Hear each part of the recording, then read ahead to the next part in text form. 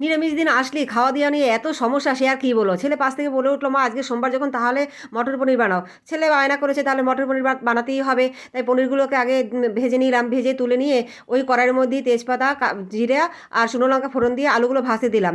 দিয়ে এবার একটা মশলার পেস্ট বানিয়ে নেব। জিরা, আদা, কাঁচা লঙ্কা, কিছুটা মটর দিয়ে দেবো আর দিয়ে দেবো ওর মধ্যে টমেটো। মশলার পেস্টটা হয়ে গেলে পরে এবার দেখবো আলুটা কতটা ভাজা হয়ে গেছে। দেখো আলুটা অনেকটা ভাজা হয়ে গেছে। এরপর ওর মধ্যে দেবো নুন আর হলুদ। নুন আর হলুদ দিয়ে একটু ভালো করে মিশিয়ে নিয়ে ওর মধ্যে এবার গোটা মটর দিয়ে দেবো। গোটা মটর দিয়ে একটু নাড়াচাড়া করে ওর মধ্যে দিয়ে দেবো টমেটোগুলো। ভিডিওটি ভালো লাগলে বন্ধুরা আমার চ্যানেলটা অবশ্যই সাবস্ক্রাইব করে দিও আর লাইক কমেন্টস করতে ভুলো না জানো। এরপর দেখো ওই মশলার পেস্টটা দিয়ে ভালো করে কষিয়ে নেবো। তার মধ্যে দিয়ে দেবো কাশ্মীরি লঙ্কার গুঁড়ো লাল হওয়ার জন্য। আর দিয়ে দেবো সামান্য পরিমাণ চিনি। চিনিটা তোমাদের আন্দাজ মতো দেবে।